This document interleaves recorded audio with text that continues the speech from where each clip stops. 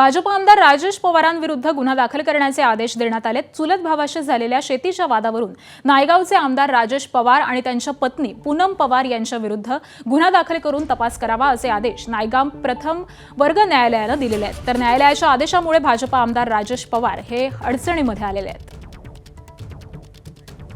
तर नेमकं हे प्रकरण काय आहे आपण ग्राफिक्सच्या माध्यमातून जाणून घेऊया।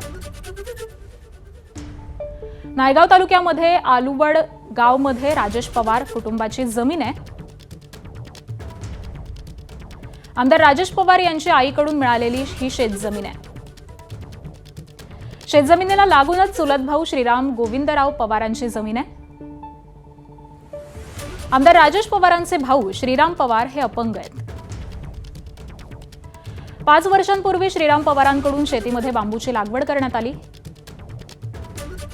24 जून 2023 ला आमदार राजेश पवार, पूनम पवार आणि 8 जणांची श्रीराम पवारांना धमकी। तर श्रीराम पवारांची पोलीस स्टेशन, तहसीलदार, डीएसपी, जिल्हाधिकाऱ्यांकडे तक्रार।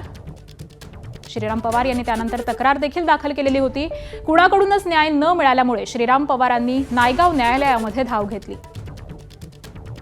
आणि न्यायालयाकडून श्रीराम पवारांसह पत्नीवरती गुन्हा दाखल करण्याचे आदेश हे आता देण्यात आलेत। एबीपी माझा, उघडा डोळे बघा नीट।